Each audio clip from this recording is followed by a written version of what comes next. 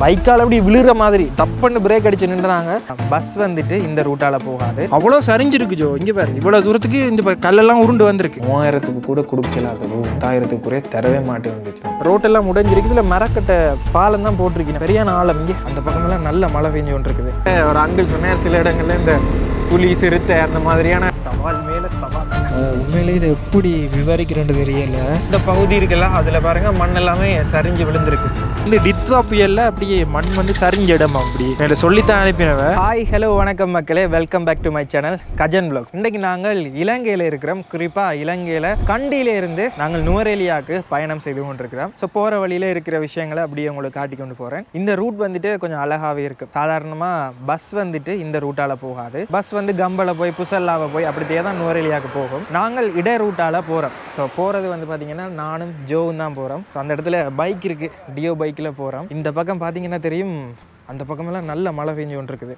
கண்டியில் இப்போ மழை தான் பெஞ்சு கொண்டு இருந்தது. நாங்கள் போவோமா இல்லையான்னு சொல்லி முடிவு எடுத்துட்டு, சரி போகிற வழியில் எங்கேயாவது மழை பெஞ்சா போகிற இடத்துலையே நின்றுட்டு அப்படியே போகலாம்னு சொல்லி பார்த்துட்டு நாங்கள் வெளிக்கிட்டோம். ஸோ இதுக்கு முன்னே வந்துட்டு நாங்கள் கண்டியில் பொகம்பர பிரிசனுக்கு போயிருந்தோம். நாங்கள் ஒரு சிறைச்சாலை. அந்த சிறைச்சாலையில் கிட்டத்தட்ட 524 பேரை தூக்கு தண்டனை நிறைவேற்றப்பட்ட ஒரு சிறைச்சாலை. ஸோ அந்த வீடியோக்களை பாருங்கள். அதுக்கு முன்னே வந்துட்டு கேம்பிங் கூட போயிருந்தாங்க பெல்வூட்ஸில். சூப்பராக இருந்துச்சு. அந்த வீடியோக்களை மறக்கலைன்னா அதை பார்த்துட்டு இந்த வீடியோவை பாருங்கள்.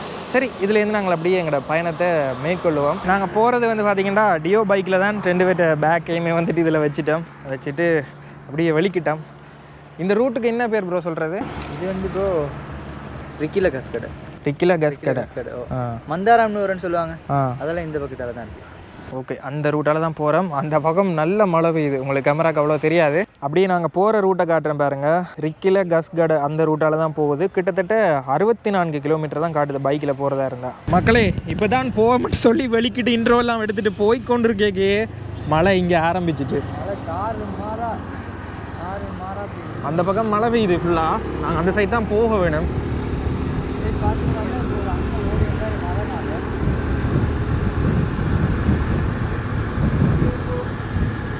பாருங்க, வானவில் தெரியுது. கொஞ்சம் நின்றுட்டு போவோம்.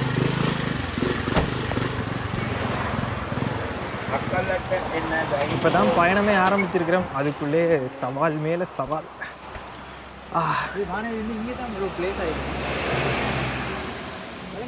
வானவிலா அது எல்லா பக்கமும் தெரியுண்ணா. இந்த காட்டுக்குள்ள வெளியே வர மாதிரி இருக்கு. விளங்குதா? காட்டுக்குள்ள வானவில் ஒன்று இருக்கு காய்ஸ். நாங்கள் போய்கொண்டிருக்கிற இந்த ரூட்டை பார்த்தீங்கன்னாலே தெரியும் எவ்வளவு அழகாக இருக்குன்னு சொல்லி. நல்ல அழகாக இருக்குது போகிற வீதி எல்லாமே. அப்படியே நாங்கள் கொஞ்சம் தூரம் போனோன்னே நான் ஏதாவது நல்ல இடங்கள் வந்தால் காட்டுறேன். அதே நேரத்தில் நாங்கள் போகிறதுக்கு இடக்கை பக்கமாக தான் விக்டோரியா டேம் இருக்குது. அந்த டேம் இந்த பக்கத்துலேயே இருக்குது. உங்களுக்கு அந்த இடத்துல தெரியுதா? அதெல்லாம் டேம் தான். அது வந்து நாங்கள் கேம்பிங் சைட்டெல்லாம் சில இடத்துல போயிட்டுலாம் நான் காட்டியிருப்பேன் இதுக்கு முன்னே. இது அப்படியே பெரிய ஒரு இடம்.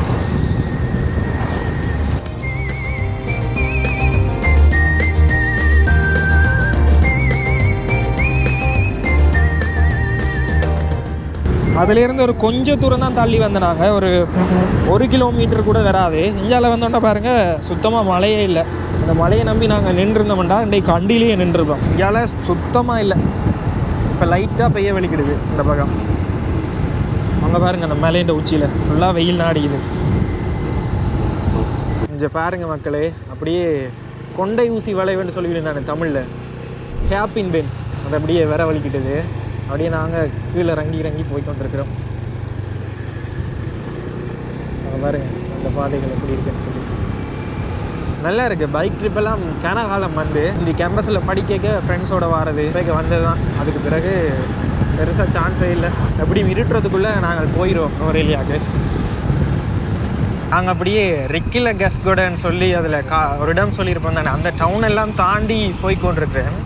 அப்படியே எங்கேயால வியூ எல்லாமே சூப்பராக வந்துட்டு இந்த பக்கமெல்லாம் பாருங்க. அப்படியே அந்த 1-2 இடங்களில் அதில் மண் சரிவு எல்லாமே நடந்திருக்கு. கீழே ஒரு பெரிய பள்ளத்தாக்கு, ஆனால் சூப்பரான வியூ. ஒரு குறிப்பிட்ட தூரத்துக்கு நல்ல அழகாக இருந்துச்சு. அப்படியே காட்டுறேன் போயிருக்கேன். நீங்களுமே அப்படியே பார்த்துக்கிட்டு வாங்கல.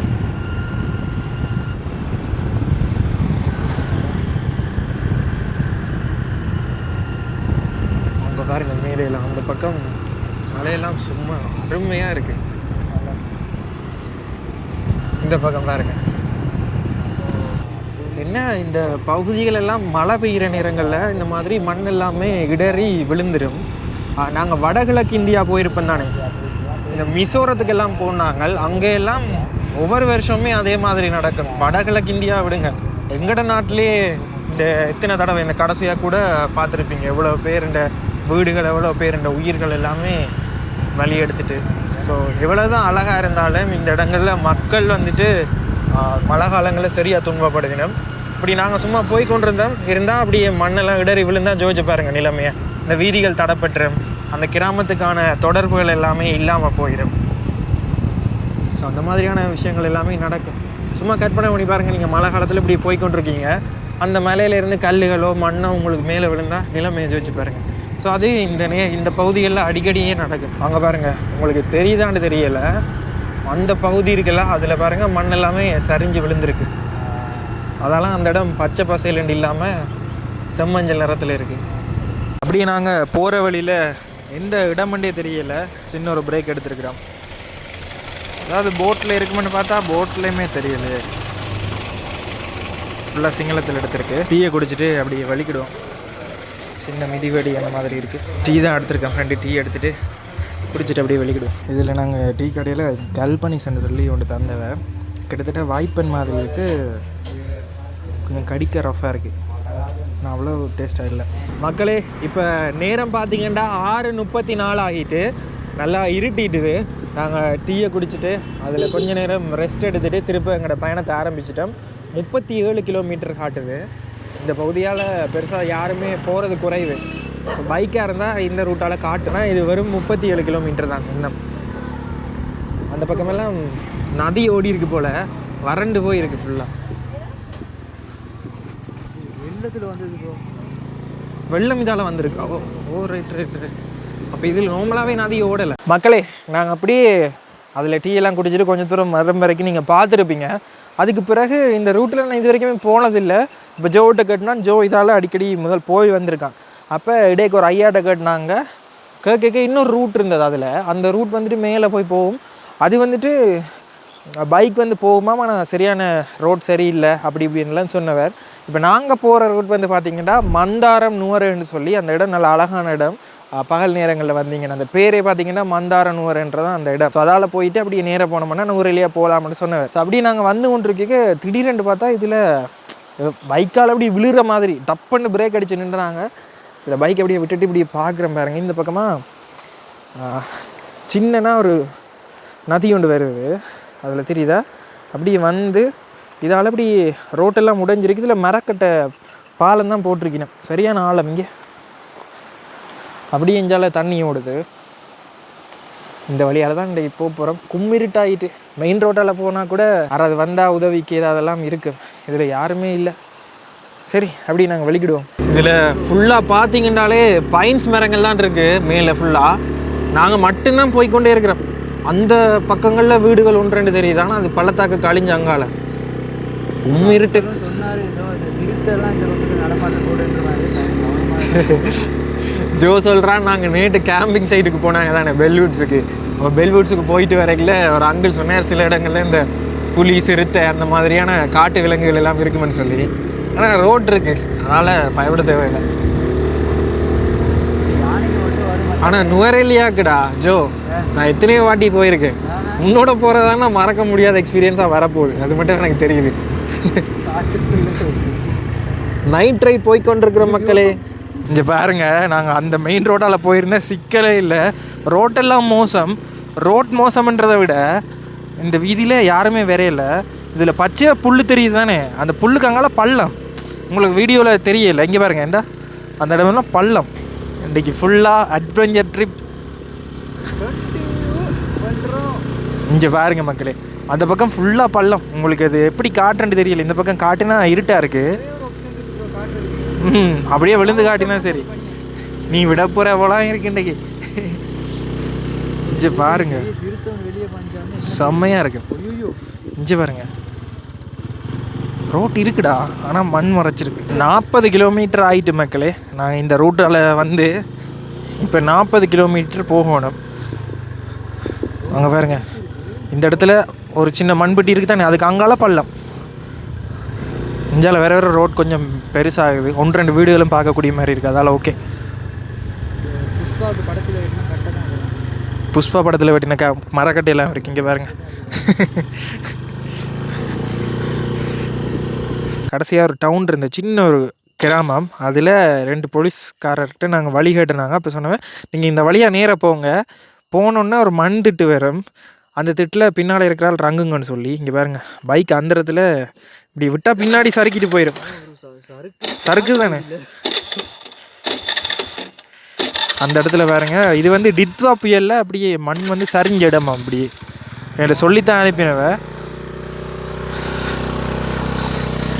இன்னைக்கு இருக்கிறவங்க ரக்கிட்டு போக சொன்னேன். உங்களுக்கு இதில் அந்த ஆங்கிள் தெரியலை. பைக் எப்படியே ஓரளவுக்கு 45 பாகையில் தான் போகுது, அவ்வளோ கஷ்டப்பட்டு தான் போகுது பைக்.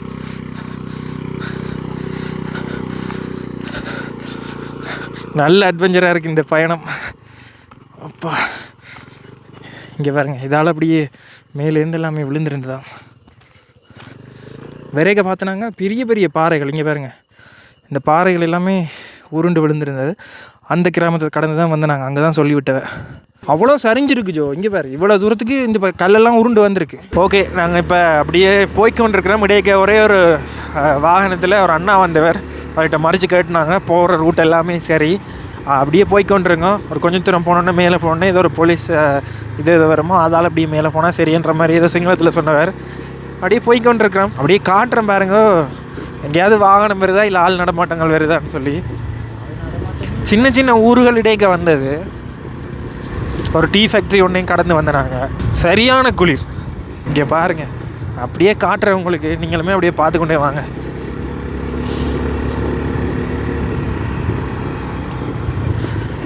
ஒரு மலையிலேருந்து நல்லா உச்சிக்கு போயிட்டு அப்படியே திருப்ப இறங்கி கொண்டிருக்கிறோம் போல்.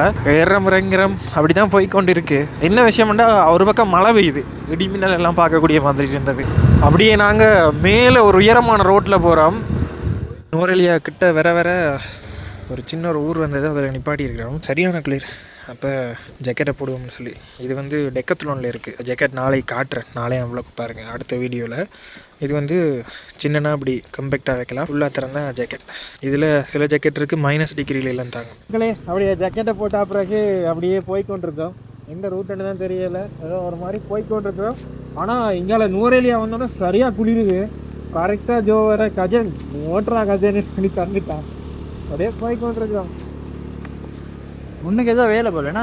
ரோட் வேலை செஞ்சுருக்காங்க. ஆனால் இன்னும் கொஞ்சம் தூரம் இருக்குது. இங்கால ஓகே, ரோட்டுகள் ஓரளவுக்கு ஓகேயா இருக்குது, வீடுகள் இருக்குது, லைட் வெளிச்சம் இருக்குது. முதல் வந்த வீதியெல்லாம் எதுவுமே தெரியலை, பார்த்துருப்பீங்க. குளிர் தான் பயங்கரமாக இருக்குது. சரி, அப்படியே போவோமே. உண்மையிலே இதை எப்படி விவரிக்கிறேன்னு தெரியலை. அது பார்த்தீங்கன்னா நிலா, ஆனால் கண்ணில் பார்க்குற மாதிரி எனக்கு வீடியோடு கேட்க தெரியலை. கண்ணால் பார்க்க எப்படி இருக்குன்னா, ஒரு கருமுகம் சுத்த வர எல்லாம் டார்க் தீமில் இருக்குது, நடுவில் ஒரு செம்மஞ்சள் கலரில் அப்படி ஒளிருது. ஆனால் வீடியோவில் பார்த்தா அந்த மாதிரி இல்லை. இங்கே பாருங்கள், இதால் பார்க்க ஏதோ சும்மா ஒரு பொட்டு வச்ச மாதிரி இருக்குது. அந்த பாருங்கள், அந்த இடத்துல பாருங்கள், அந்த கருமுகம் சுத்த வர அதில் நடுவில் வந்துட்டு இது இருக்குல்ல, அது வெற்று கண்ணால் பார்க்க நல்லா இருக்குது. கேமராவில் அவ்வளோ நல்லா தெரியல, செம்மையாக இருக்குது. ஜோ கண்ணால் பார்க்க எப்படி இருக்குண்ணே? வேறு மாதிரி கண்ணில் பார்க்க உண்மைக்குமே நல்லா. சரி, அப்படியே போ. சரி மக்களே, கடைசியாக நாங்கள் இப்போ ஒரு 8:40 9 மணி ஆக போகுது. நுவரெலியாவுக்கு வந்து சேர்ந்துட்டோம். ஆனால் கொஞ்சம் வளமைக்கு மாற அட்வென்ச்சராக இருந்தது. பைக்கில் சூப்பராக வந்துட்டோம். கொஞ்சம் த்ரில்லிங்காக இருந்தாலும் கொஞ்சம் ரிஸ்க் தானே, ஏன்டா பாதைகள் வந்துட்டு கொஞ்சம் மோசமாக இருந்தது அந்த ரூட்டில். இங்கே பாருங்க, நுவரெலியா டவுன் சரியான குளிர். இப்போ நாங்கள் அடுத்ததாக போயிட்டு டவுனில் ஓகே டவுனுக்கு வந்துட்டோம். நல்ல பனி பெய்யுது, அப்படி முகத்துல எல்லாம் படுது. நான் முதல் மழை நினச்சேன், ஆனால் பனி தான். அப்படியே கொத்தொண்டு வாங்குகிறேன். சாப்பாடு பார்சல் கட்டிட்டு ரூம் வந்து அகோடாவில் புக் பண்ணான்னு போயிட்டு காட்டுறேன் எப்படி இருக்குன்னு. அகோடாவில் இன்றைக்கி தான் ஃபஸ்ட் டைம் புக் பண்ணதால ஆஃபர் ஏதோ வந்துருந்தது. வளமையாக வர கடை தான், பஸ் ஸ்டாண்ட் அந்த லைன்லேயே இருக்குது. இந்த ரூம் வந்துட்டு ப்ரைஸ் எவ்வளோன்னு சொன்னால் $10 வருது, 3500 ரூபா. சரியா இலங்கை காசுக்கு, டாலர் ரேட் கூட்டிகிட்டு தானே ஸோ அதுவே புக்கிங் இதில் அகோடாவில் காட்டினது. இந்த பக்கம் அப்படியே கிச்சன் இருக்குது, தேவைன்னா நீங்கள் யூஸ் பண்ணிக்கொள்ளலாம். வாஷ்ரூமும் நல்ல க்ளீனாக ஹீட்டரோடு இருக்குது. நூரேலியை பொறுத்த வரைக்கும் ஹீட்டர் வேணும். அகோடா நான் பெருசாக யூஸ் பண்ணுறதில்ல. பழமையாக Booking.com தான் எனக்கு ஜெனுவன் லெவல் வந்து கூட இருக்குது. இது வரைக்கும் போன நாடுகளில் Booking.com தான் யூஸ் பண்ணுறேன் நான். ஸோ இந்த டைம் அகோடாவை செக் பண்ணிக்க கொஞ்சம் குறைவாக இருந்தது, சரின்னு சொல்லிட்டு வந்துட்டேன். ஆனால் இதே வந்துட்டு மே 1 கோவை அவுட் ஹவுஸ் இந்தியாவிலேருந்து வந்திருந்தவர் நான், என் ஃப்ரெண்ட்ஸ் வந்திருந்த டைம் நாங்கள் இதே நூரேலியாவுக்கு வந்து நாங்கள் மே 1 வந்துட்டு ஒரு வெள்ளிக்கிழமை வந்தது. ஸோ வெள்ளி சனி ஞாயிறு வந்ததால் ஒரு இந்த ரூம்லாம் நல்லா இருக்குது. சாதாரணமாக ஒரு 3000க்கு கூட கொடுக்கலாத ரூம் அது வந்து 10,000க்கு தரவே மாட்டேன் வந்துச்சு. அதை விட இன்னொரு இடம் நாங்கள் வளமையாக வந்தாலே போகிற இடம், ஜெசி நாங்கள் மெச்ச எல்லா ஃப்ரெண்ட்ஸும் வந்தால் போகிற இடம் இருக்குது. அங்கேயும் வந்து 3000-3500 எடுக்கலாம், பெரிய ரூம் ஹீட்டரோட இருக்கும். அது வந்து 15,000 ரூபா சொல்லிச்சு. அது வந்து சீசனை பொறுத்து. ஸோ இது வந்துட்டு இப்போ கொஞ்சம் ஆஃப் சீசன் ஆக்கள் இல்லைன்றதால கூட விலை குறைவாக இருக்கலாம். ஸோ நீங்கள் 2-3 ஆப்ஸில் தேடி பார்த்துட்டு விசாரித்து பார்த்து கூட வரலாம். ஸோ அவ்வளோதான் இந்த வீடியோ உங்களுக்கு ஏதோ ஒரு விதத்தில் பிடிச்சிருந்து எங்கள் சேனலுக்கு இப்போ தான் முதல் தடவை அந்த வீடியோ பார்க்குறீங்கன்னா மறக்காமல் சப்ஸ்கிரைப் பண்ணுங்க. இனியும் தொடர்ச்சியான நல்ல நல்ல வீடியோக்கள் உங்களுக்கு வந்து கொள்ளும். பாய்.